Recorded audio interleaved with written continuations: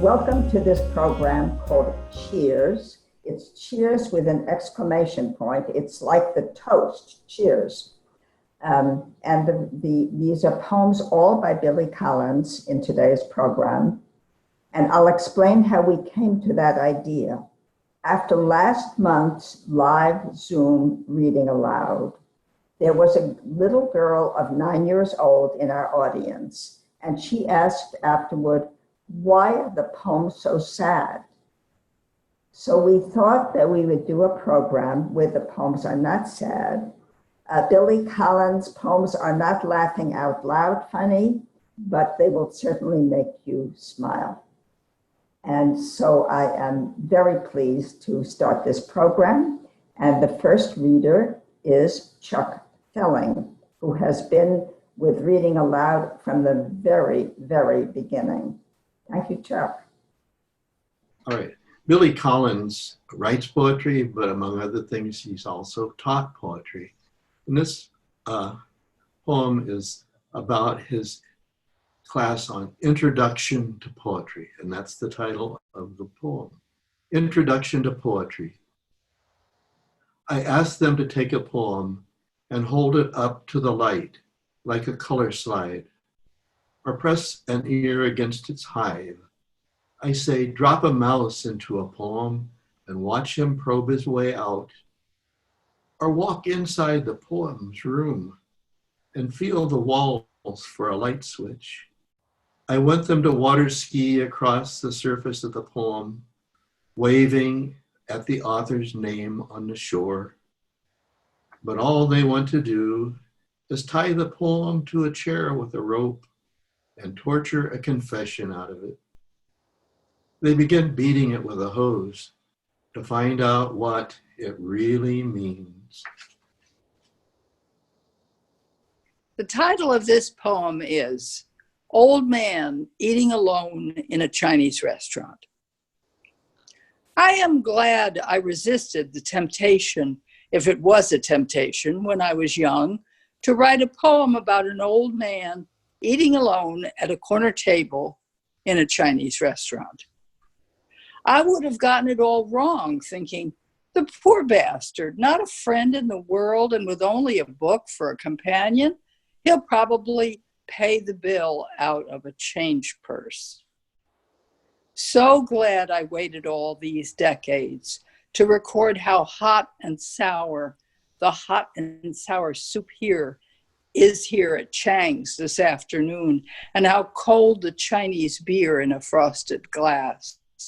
And my book, Jose Saramago's Blindness, as it turns out, is so absorbing that I look up from its escalating horrors only when I'm stunned by one of his gleaming sentences.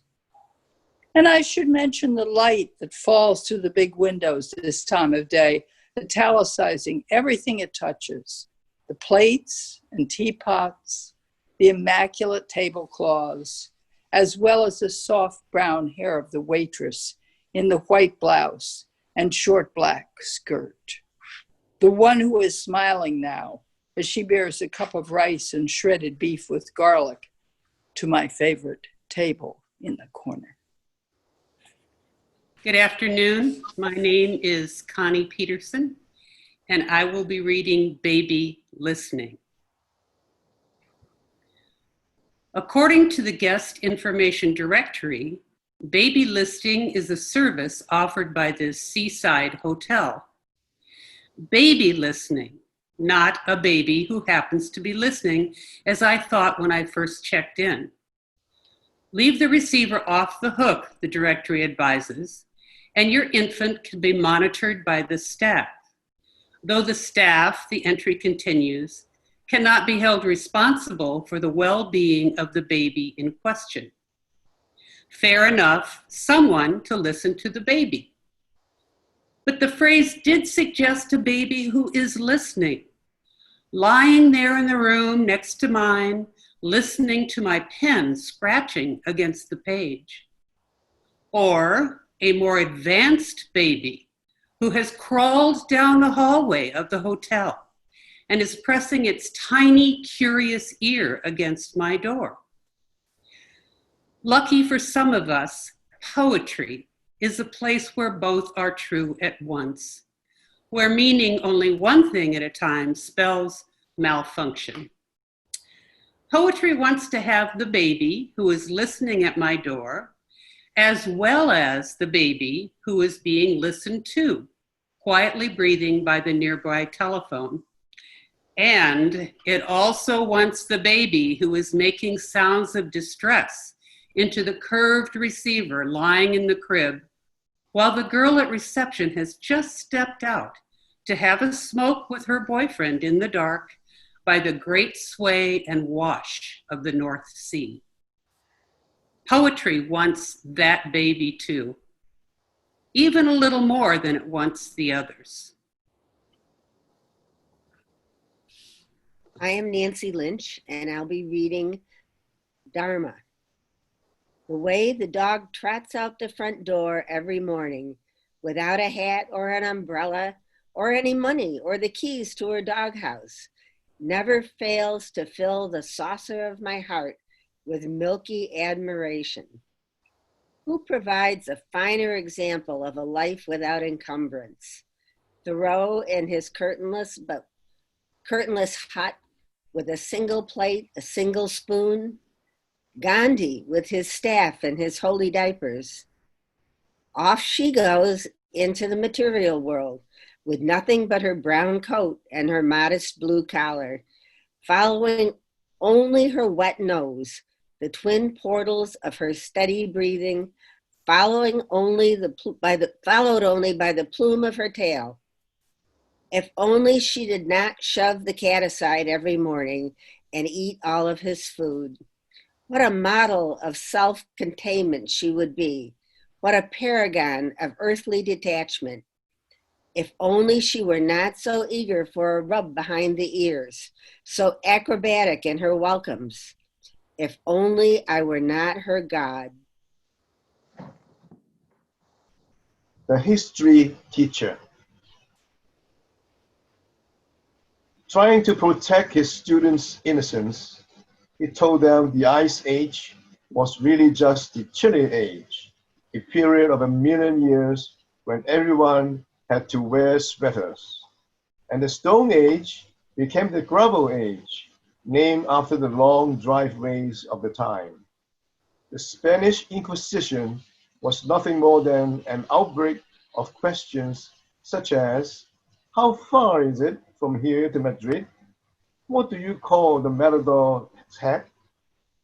The War of the Roses took place in a garden, and the Enola Gay dropped one tiny atom on Japan.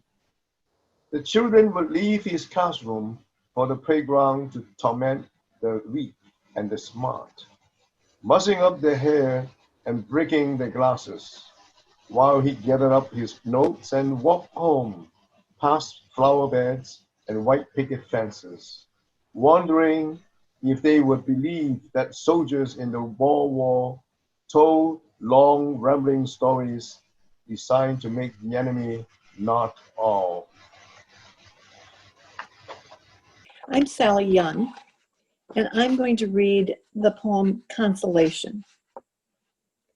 How agreeable it is not to be touring Italy this summer, wandering its cities and ascending its torrid hill towns. How much better to cruise these local native streets, fully comprehending every road sign and billboard and all the sudden hand gestures of my compatriots. There are no abbeys here, no pale frescoes or famous domes, and no one is expected to know a succession of despots or tour the corners of a torture chamber. There is no need to touch a sarcophagus, see Napoleon's bed on Elba, or view the bones of a saint under glass. How much better to command the modest precinct of home than to be dwarfed by a pillar, arch, and basilica.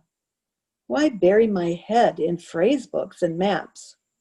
Why feed scenery to a hungry, one-eyed camera, eager to eat the world one monument at a time? Instead of slouching in a cafe ignorant of the word for ice, I will head down to the coffee shop and the waitress known as Dot. I will slide into the flow of the morning paper, all language barriers down, rivers of idiom running freely, eggs over easy on the way. And after breakfast, I will not have to find someone to take my picture with the owner and his wife. I will not puzzle over the bill or record in a journal everything I had to eat, how the sun came in the window. It is enough to climb back into the car as if it were the great car of English itself, and sounding my loud vernacular horn, drive off down a road that will never lead to Rome, not even Bologna.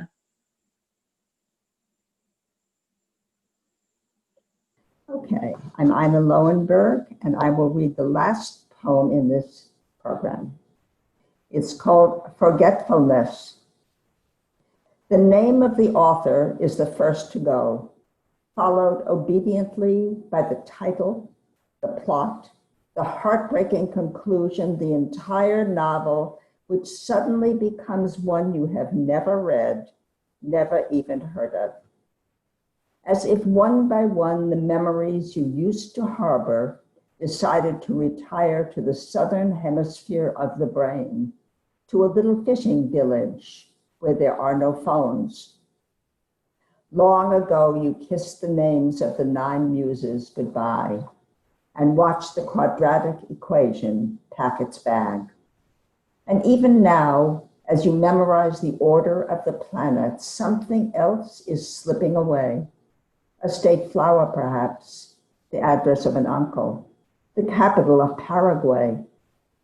Whatever it is you are struggling to remember, it is not poised on the tip of your tongue. It is not even lurking in some obscure corner of your spleen. It has floated away down a dark mythological river whose name begins with an L as far as you can recall, well on your own way to oblivion, where you will join those who have even forgotten how to swim and how to ride a bicycle. No wonder you rise in the middle of the night to look up the date of a famous battle in a book on war. No wonder the moon in the window seems to have drifted out of a love poem that you used to know by heart. Thank you very much for listening. See you next month.